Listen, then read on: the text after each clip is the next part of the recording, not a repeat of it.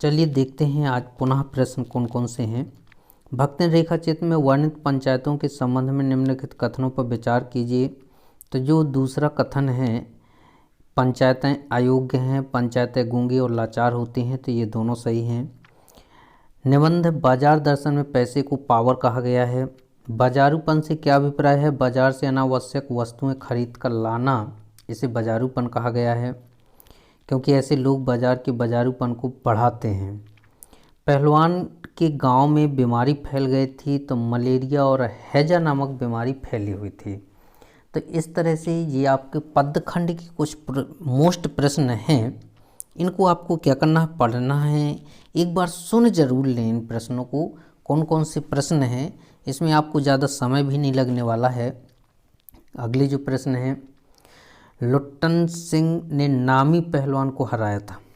तो काला खां जो था वो नामी पहलवान था और उसको हराकर लोगों का जो भ्रम था वो दूर हो गया था। बाजार की जादू की ओर सबसे ज़्यादा आकर्षित इंद्रिय है। तो हमारी जो ज्ञानेंद्रियाँ होती हैं, इंद्रियाँ आँख, कान, नाक, जीभ, इसमें से सबसे ज़्यादा बाजार की जादू की ओर जो आकर्षित होती है वो आँख होती है। पहलवान की ढोलक कहानी की शुरुआत में किस ऋतु का उल्लेख किया गया है? तो शीत ऋतु का, ठंड ऋतु का वर्णन किया गया है।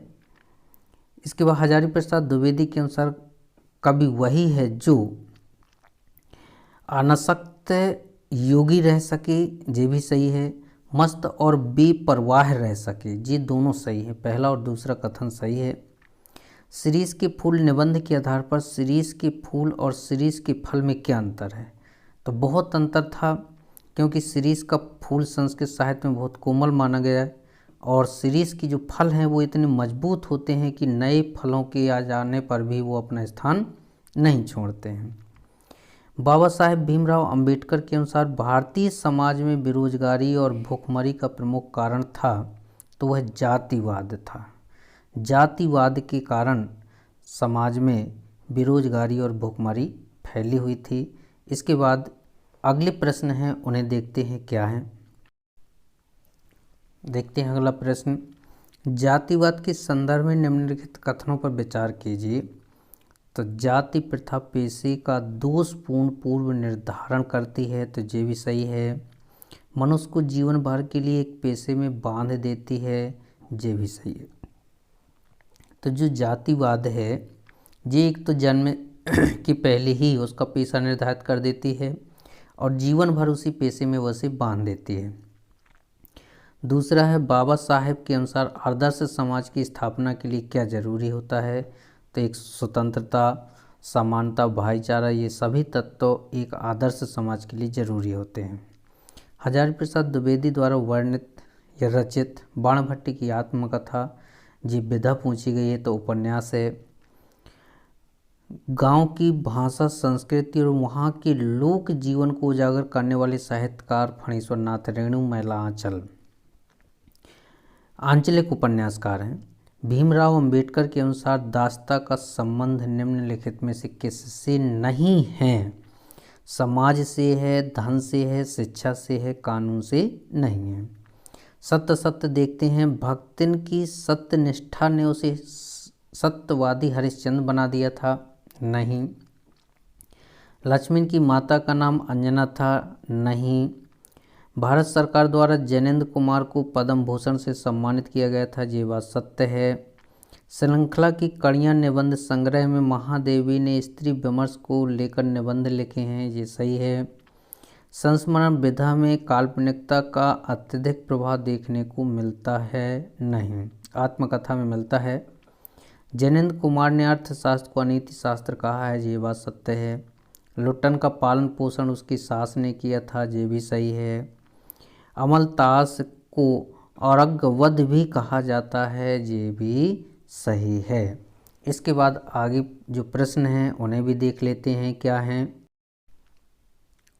अगला जो प्रश्न है, कर्नाट राज्य की प्रिया विजिका देवी कालिदास और कबीर के अतिरिक्त किसी को भी कवि स्वीकार नहीं करती है, गलत है। शिरीष के फूल निबंध के अंत शिरीष की तुलना सुमित्रा नंद पंत से की गई है, ये भी गलत है। दूध और पानी के मिश्रण को भाईचारे का प्रतीक माना गया है, ये बात सही है। मैं पढ़ लिख कर वकील बनूंगा, छूतों के लिए नया कानून बनाऊंगा और छुआछूत को खत्म करूंगा, ये कथन भीमराव अंबेडकर का है, ये बात सत्य है। खाली स्थान देखते हैं। लुट्टन को अपना गुरु मानता था, तो जो ढोलक था उसे लुट्टन अपना गुरु मानता था। समाज ज़रूरत के हिसाब से नहीं बल्कि परचेंजिंग के हिसाब से, परचेंजिंग पावर के हिसाब से सामान खरीद कर लाता है। महादेव वर्मा का जन्म उत्तर प्रदेश के फर्रुखाबाद में हुआ था, जी सही है। भक्तिन के पिता का नाम सूरमा था, जी सही है। भक्तिन के पिता का नाम सूरमा था, ये बात आप ध्यान रखें। मनुष्य अपनी आर्थिक मनोवृत्ति के कारण अनावश्यक खरीदारी करता है, सही है। आर्थिक स्थिति के कारण धन ज़्यादा है, पैसे का पावर है, तो अनावश्यक वस्तुएं खरीदेगा, स्वाभाविक है। बाजार दर्शन पाठ में की चर्चा की गई है, तो ग्राहक की चर्चा की गई है। अगला है कुत्ते शरीर को सिकोड़कर जाड़े की राख की ढेरी में सो रहे थे, ये भी सही है। गद्य में काव्य किसी भाव प्रवणता, आत्मपरकता और विषय प्रधानता में पाई जाती है, तो ललित निबंध। जो ललित निबंध होता है, वैसे निबंध गद्य की विधा है, लेकिन यदि ललित निबंध देखें तो उसमें भाव है, आत्मपरकता है और विषय प्रधानता, तीनों एक साथ मिलते हैं। अगला है लोकतंत्र मूलतः सामूहिक जीवनचर्या की एक रीति तथा समाज की सम्मिलित अनुभवों के आदान प्रदान का नाम है लोकतंत्र। अगला है रेखाचित्र को अंग्रेजी में स्केच कहते हैं। अगला देखते हैं पहलवान की ढोलक का प्रमुख पात्र लुट्टन था। आधुनिक युग के प्रेमचंद के रूप में जैनेन्द्र कुमार को जाना जाता है। साहित्यकारों की निकटता, आत्मीयता और प्रभाव का कलात्मक उल्लेख महादेव वर्मा की किस रचना में मिलता है, तो पथ के साथी जो रचना है उसमें मिलता है। सेवा धर्म में भक्तिन किस पौराणिक देवता से स्पर्धा करती थी, तो हनुमान जी से। साहित्य के नवजागरण काल किस युग को कहा जाता है, तो भारतेंदु युग को कहा जाता है। हिंदी गद्य के उत्कर्ष का सूर्योदय किस युग को कहा जाता है, भारतेंदु युग को कहा जाता है।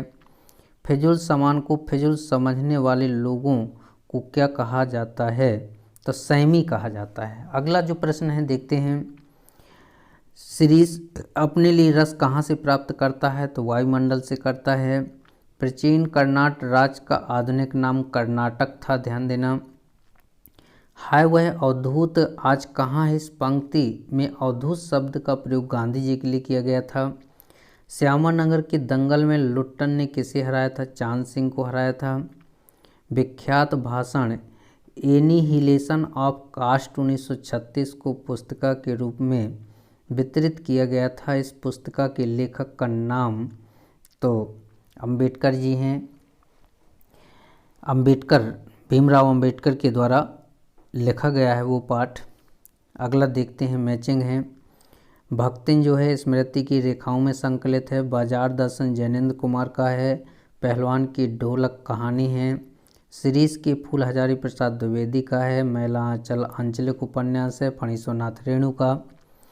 निबंध अशोक के फूल निबंध है। संस्मरण उपविधा होती है, प्रमुख विधा नहीं है, ध्यान देना, गौण विधा है। कहानी उसने कहा था, कहानी है। समालोचना, जो समालोचक थे वो आचार्य रामचंद्र शुक्ल थे। उपन्यास परीक्षा गुरु हिंदी का पहला उपन्यास माना जाता है।